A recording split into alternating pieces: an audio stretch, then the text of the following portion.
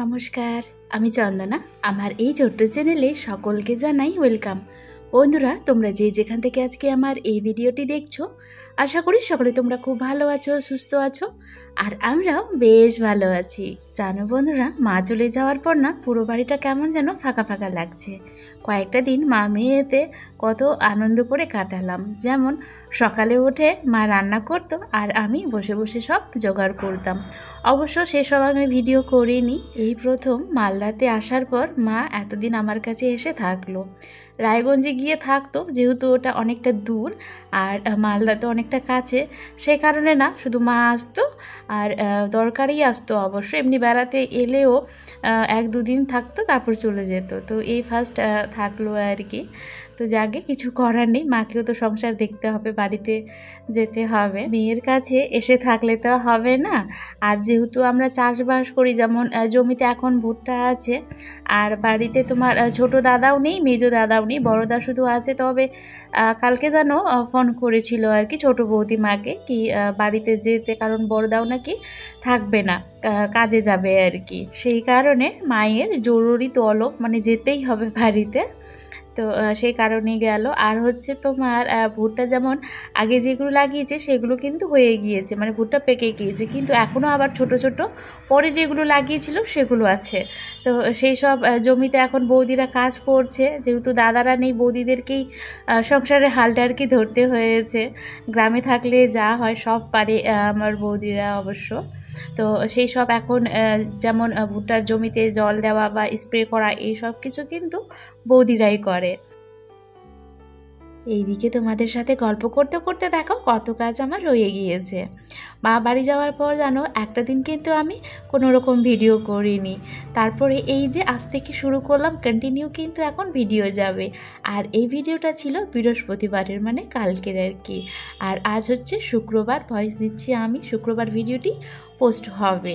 আর আজকে এই যে দেখো বাইরের ওয়েদারটা, সকালে কিন্তু ঝলমলিয়ে রৌদ্র উঠেছে, আজ প্রচণ্ড গরম হবে সকালটা দেখেই কিন্তু বোঝা যাচ্ছে। তো চলো চটপট করে সংসারের সমস্ত কাজ সূর্য মামার আরও তাপ ওঠার আগে কমপ্লিট করে নিই। এই গরমে জানো দুপুরবেলা, মানে একটুখানি বেলা হলেই আর কি তোমার ওই 9টা-10টা হতে হতেই কিন্তু কাজ করতে প্রচণ্ড কষ্ট হয়। আর সকালবেলা করে নিলে দুপুর সময়টা একটুখানি রেস্ট পাই, শুয়ে বসে আর কি থাকা যায়। আর আজ আমার ছেলের 3 জায়গায় টিউশন আছে জানো। আজকে তো বৃহস্পতিবার, স্কুল ছুটি, তবে ওই যে টিউশনে ছুটাছুটি করতে হবে ওকে নিয়ে। তো তাড়াতাড়ি এই সমস্ত কাজ করে নিলে কিন্তু দুপুরে অনেকটাই ফ্রি থাকবো। আর জানো যেমন আজকে আর কি সকাল 7টার সময় আছে টিউশন, তারপর তোমার সেই দুপুর বলবো না বিকেল বলবো, দুপুরেই বলি, 3টার দিকে আর কি আবার আছে। সে সময়টা জানো একদমই বেরোতে ইচ্ছে করে না, একেবারে বাইরেটা খা খা করে, এমনিতেই গরম। তার মধ্যে সেই সময়টা কিন্তু সবাই বাড়িতে ঘরে আর কি রেস্ট নেয়, পুরো ফাঁকা থাকে। তবে কিছু করার নেই, মানে রাস্তাঘাট ফাঁকা থাকে আর কি, কিছু করার নেই। সপ্তাহে 2 দিন পড়াই তো তোমার হচ্ছে রবিবার আর বৃহস্পতিবার যেতে হবেই, একটা দিন মিস করলে কিন্তু আমাদেরই লস।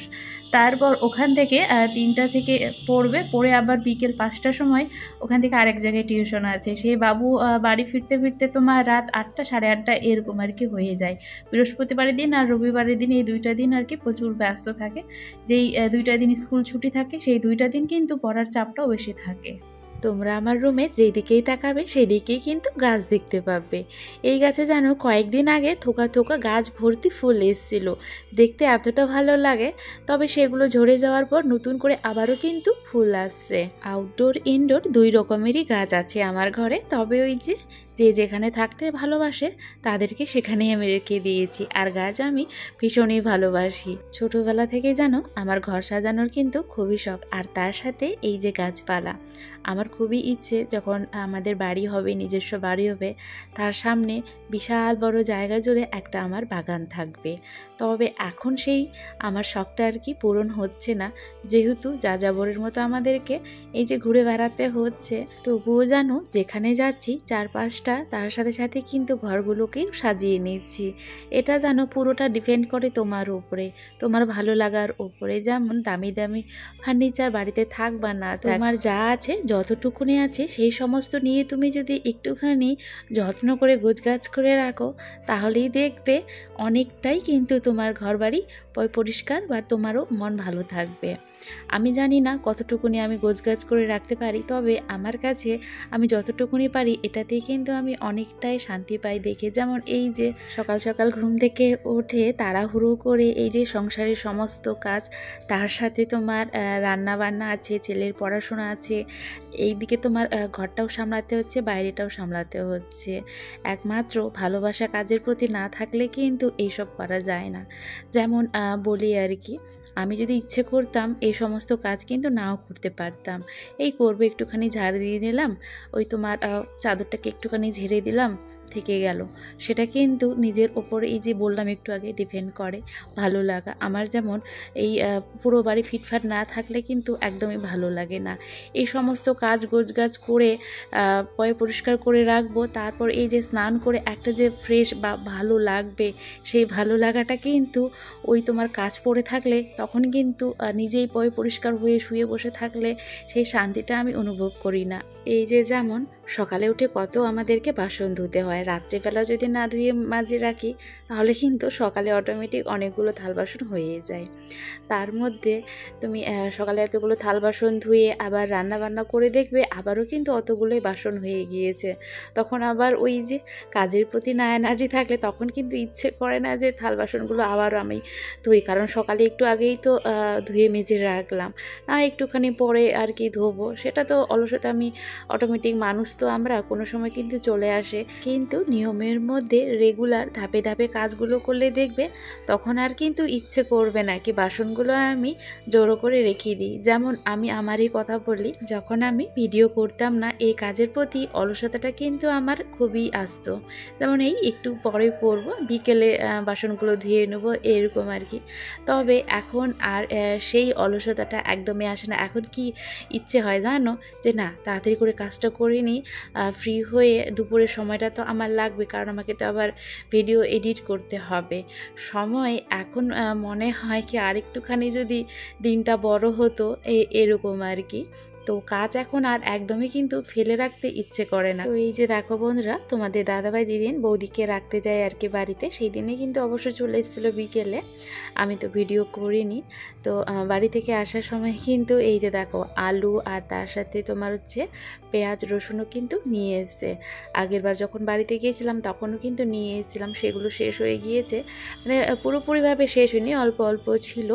তারপরে এই যে আবারও কিন্তু আমার ঝুড়ি আর কি, যেখানে আমি তোমার আলু পেঁয়াজ রসুন এইসব রাখি, সব কিন্তু আবার ভরে গিয়েছে।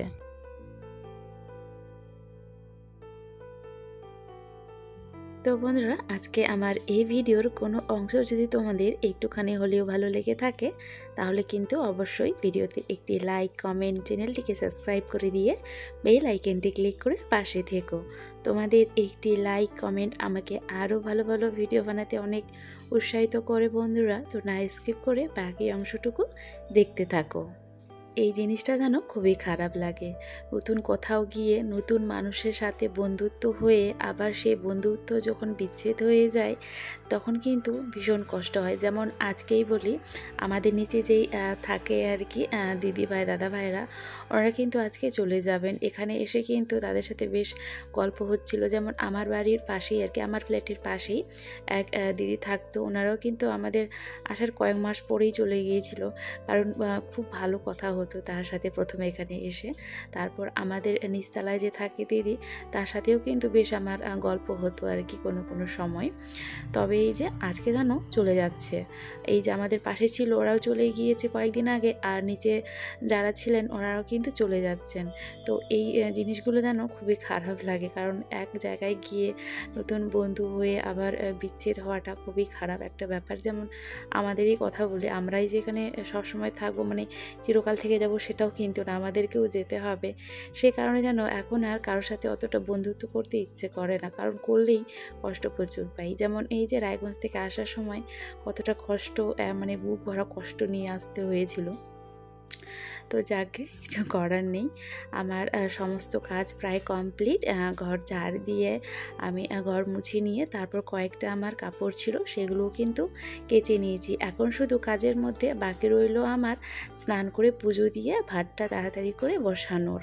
আর আজ তো বৃহস্পতিবার, পুজো দিতে একটুখানি সময় লাগবে, তো সেই সব আর শেয়ার করলাম না, নাহলে ভিডিওটা অনেক বড় হয়ে যাবে। তো এই যে দেখো ওনাদের জিনিসপত্র গুছানো হচ্ছে। আর বন্ধুরা, তাহলে আজকের মতো ভিডিওটি এখানেই শেষ করলাম। দেখা হচ্ছে পরের ভিডিওতে।